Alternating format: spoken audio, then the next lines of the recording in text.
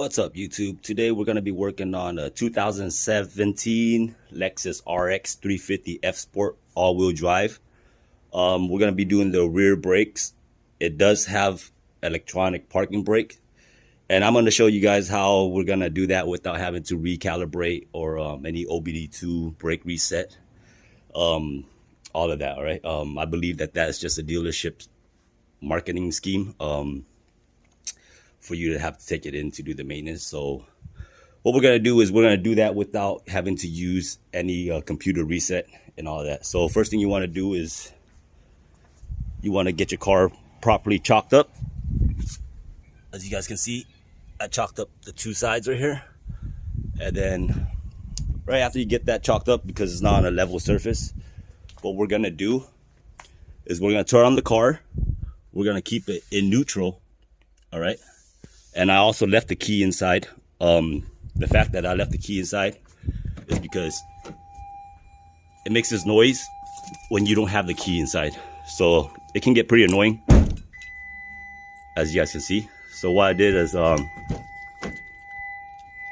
just threw the key in, close it, and then there should be no more noise. All right. The reason why you would want to have the car in neutral is because we want to disengage the electronic parking brake, so that way it's not engaged. All right, so now that we got everything up, everything is in neutral, safety, everything's properly chalked off, we're gonna go ahead and jack up the car, place some extra jack right underneath the subframe right here. Okay, once I get the tires off the wheels, I'm gonna go ahead and place it underneath the car itself as another safety precaution. All right guys, before you guys get started on this brake job, what you're gonna need is the brakes itself, brake pad, brake compressor, piston compressor tool. You can rent that at AutoZone. You just gotta give them like 60 bucks. They'll give it back to you when you return it. You're gonna need a hammer. You're also gonna need a 5mm Allen wrench to take off your actuator. You're gonna need a 19mm box wrench, 17mm box wrench. You're gonna need a 14 socket, 19mm socket, along with the short extension. All right, I'm using a 3/8 drive. It works fine for me.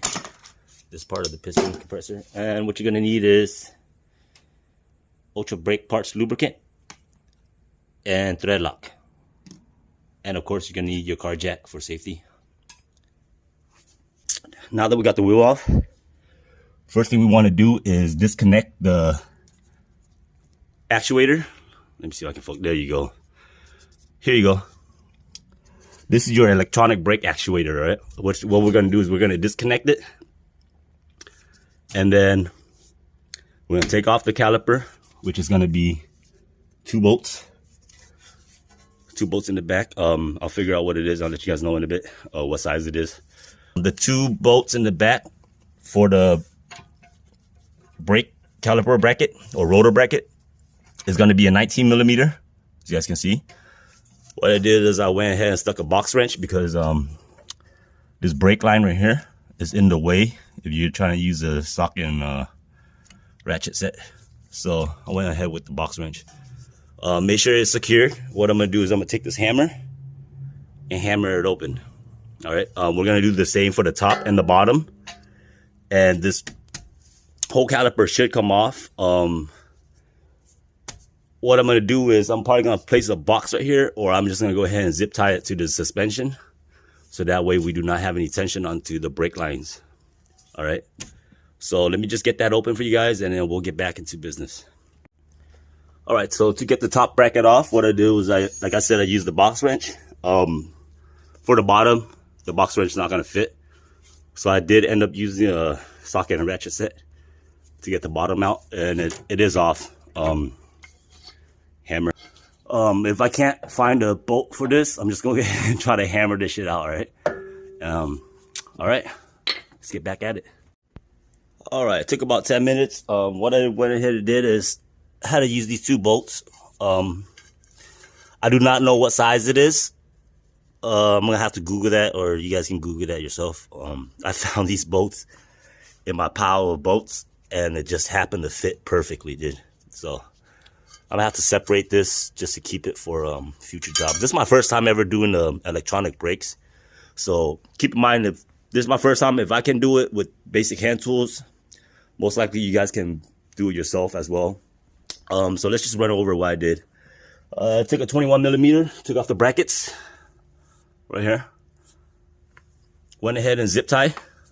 Of course, disconnect the actuator for your electronic e-brakes.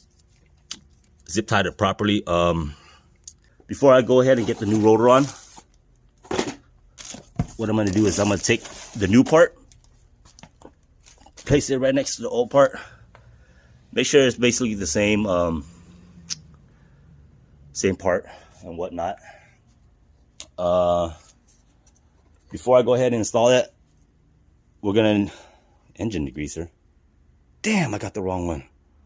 The main purpose of spraying off your rotors, I don't know if you guys can see it, but there's a lot of oil. There's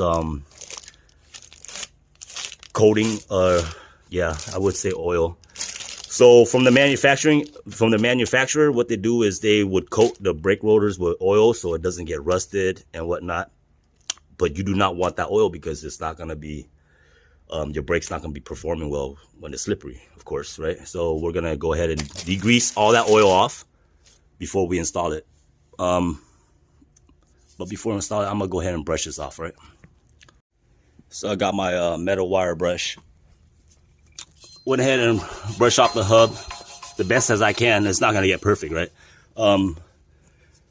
It is important that you go ahead and get the center hub as well. This right here, the lip. We want a nice flush sitting brake rotor to the hub, to the wheel hub, right? Wheel bearing hub. So I'm just going to go ahead and brush everything. And once I'm done,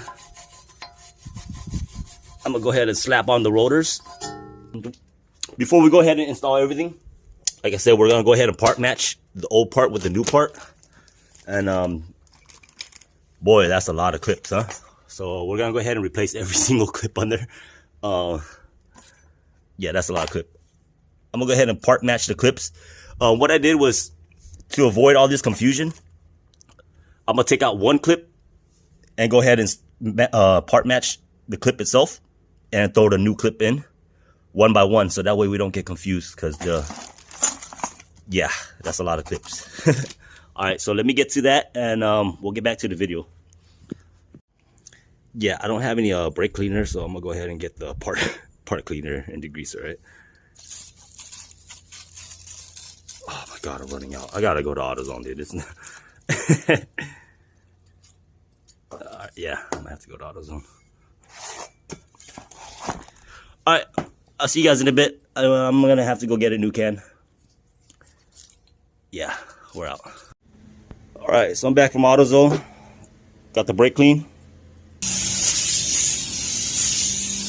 When you spray this down, you want to be in a well-ventilated area. This thing does smell. It is bad for you to breathe it in. Don't be cheap with the spray. The spray is only about $7. A brake job is going to cost you a lot more, so let's just get this properly sprayed down. Another thing I want to remind you guys is you want to spray the outside of the rotor first and then spray the inside last, just because there's this lip right here. So after you spray it, it has something to stand on and not sitting on dirt. Otherwise, you'll just be cleaning it for no reason. All right, as you guys can see, I got the rotor back on. I took the two wheel lug and just placed it on the rotor just so I can hold it in place while I go ahead and start working on the caliper. What I'm gonna do is I'm gonna go ahead and get the bracket back on, the whole caliper, and I'm gonna take actually the caliper bracket, and once I get it on, I'm gonna go ahead and take the caliper off itself, and we'll go ahead and compress the piston back in. Good thing is a single piston. All right. As you guys can see, I got all the clips back, the new clips on as well. And before I go ahead and do that, I'm gonna go ahead and get some brake lubricant and just touch up every metal part that's gonna be moving and making contact. Let me focus that for you guys. I wonder why I got dark. But yeah, all right. So I'm gonna go ahead and get to that and we'll get back to the video. What I'm gonna do is I'm gonna take some thread lock and just apply a little bit. You do not have to, but safety is always my concern. So I'm gonna go ahead and just put this medium thread lock under, a high strength thread lock, high strength but removable. Okay. I believe the strongest one is the blue one, and if you apply that, you're gonna have a really hard time taking it apart. This is a serviceable part, so you want to be able to service it in the future, because brakes is something you do go through. It's not like it's a suspension part where you only go through it once in a very blue moon. I mean, once every blue moon. Yeah, so I'm gonna go ahead and apply thread lock, lock it in, lock in the bracket. After I lock in the bracket, I'm gonna go ahead and remove the caliper, which is these two bolts right here. All right, so got the thread lock on the bolt for the caliper bracket. We're gonna go ahead and secure it the way that we took it off. It's gonna be a socket set on the bottom and a box wrench on the top. I'm just gonna go ahead and take the hammer, and just like I said, we're gonna do the same thing like we did taking it off, except we're putting it on. So instead of hammering it open, we're gonna hammer it closed. All right, caliper bracket is locked on. We're gonna go ahead and start on removing the caliper itself. It is a 14 millimeter bolt and a 17, so I'm gonna use a 17 box wrench to hold the caliper. That's not the piston, but yeah, the caliper bolt right here, and get it open.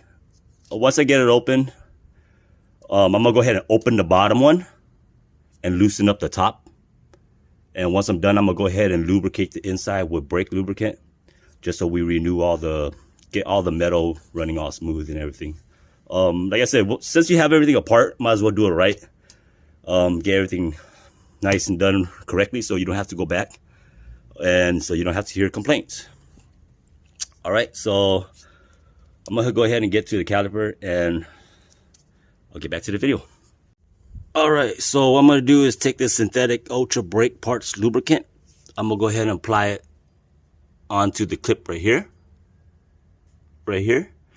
and we're gonna go ahead and do that on the inside, outside, top, and bottom as well. Okay.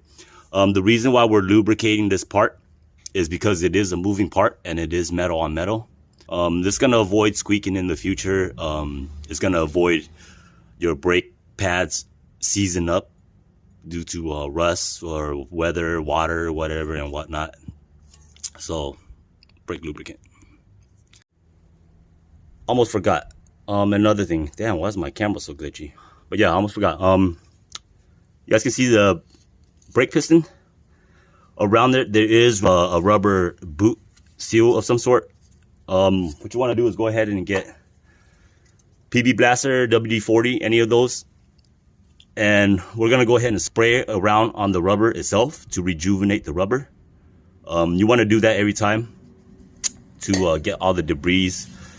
When you recompress, when you compress the piston back in, if there's any debris, rocks, whatever, it will rip the boot. So rubber does get dry and crack. So we're just going to go ahead and rejuvenate it with a little bit of WD-40. I'm going to go ahead and just apply a little bit. Get a nice rag, clean rag, lint-free preferably, and just go ahead and wipe it down to get any debris out, okay? All right, we're in a tough little jam right now. Bear with me, guys. Like I said, this is my first time working on electronic parking brakes. So it turns out I have to remove this actuator right here, electronic brake actuator. So I see one Allen wrench and two Allen wrench. You guys can see 1 and 2. I'm gonna go ahead and remove that, and the actuator should come right off, and we should be able to compress this piston. Man, I was right here for like 30 minutes, guys. All right, guys, so in order to compress the rear piston, you're gonna need a 6-point T40 right there. You're gonna need to remove the actuator, which is 2 bolts. I went ahead and did that. I took my 6-point, shoved it back here, spun it clockwise. All right, guys. So I spun it clockwise. That's the only way you're gonna get the piston to compress. Each time the piston gets hard, I just went back here and I just continue spinning it clockwise, and that will free up room to get this piston to retract in order for us to get the caliper back on. All right. So yeah, I'm gonna go ahead and finish this, and if anything goes wrong, I'm gonna be sure to inform you guys. I'm gonna be as informative as I can. Like I said, for like the 3rd, 4th, 5th time, this is my first time doing this kind of job for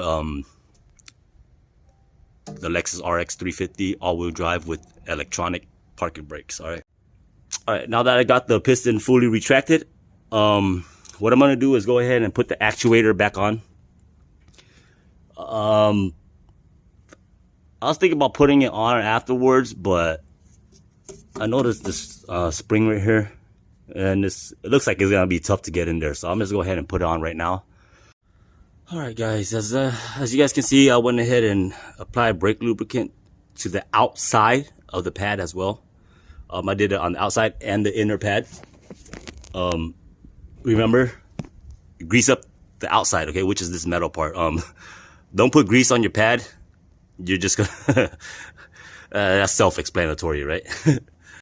All right, guys, the job is basically complete on one side. We're gonna go ahead and start on the other side once I get this wheel on, and everything's gonna apply the same thing. You're gonna be doing the same thing, everything. Starting from the beginning, you're gonna go ahead and chalk everything up because the car will have to be in neutral. So yeah, I'm gonna go ahead and put the wheel back on, get the lug nuts up to 85 pound. So that's it for this video. Like I said, everything's gonna be the same for the other side, and yeah, that's about it. So once I get the wheel on, this job is complete. Before you go ahead and put the wheel back on, what I do personally is I double check all the bolts, every single one of them. Make sure your harness is connected back in. Make sure all moving metal is properly lubricated, as you guys can see. I also did the back of the brake pad itself on the metal, okay? One really important note is to make sure you get the pads on right, okay? Not that I have done it personally, but I've seen people putting their brake pads on backwards where the metal is on the inside, okay? Does not hurt to double check. All it does is take a few more extra minutes, a few extra steps just to get things done right. This was a tedious job for me due to the fact that it was my first time doing it. But now that I got this side down, it's not really that hard, guys. All right. Like I said, this is my first time doing it. If I can do it and you guys are mechanically inclined and you guys have the proper tools, you will be able to do it. Okay. All right. So that's that for this video. Stay tuned until the next time. We will be working on the Q45. Got my license plate there, but yeah, we will be working on the Q45. Check out my 500 horsepower Del Sol right there. Gonna drop this motor in that shit right there too. All right, but for now, that's that for this video. Get the tire back on, and I'm gonna go ahead and start on the other side. Sorry about that. One last thing. When putting your bolts back on, what you want to do is hand tighten everything. If you guys watch my other previous videos, you will see how specific I am on hand tightening all bolts and screws, okay? If you feel any resistance at any moment, at any time, go ahead and just take it back out and clean the thread and get it back in. Hand tighten first, and once you get it in, you're gonna want to crisscross. So I would probably go 1, 2, 3, 4, and 5, and I'm gonna go back and double check 1, 2, 3, 4, and 5, and I'm gonna call it a wrap. Okay, you don't want to go in a circle, is because anytime you're dealing with multiple bolts, you want it to get evenly in flush. All right, if you're gonna go one side, it's not going to be straight. Just trust me on that. All right, one more important note, guys. Before you guys go ahead and take off your chock, you guys gonna want to don't forget the car is on neutral. So once you remove that chock, the car is gonna start rolling, right? So you want to go ahead and start up the car, get the car back in park. Once you get in park, you're gonna hear the auto electronic parking brake engage, and the piston should push in by itself again. And then from there, you guys, you can go ahead and remove your front wheel chock, and you're good to go. All right. Don't forget, your car is on neutral. It will roll. Okay.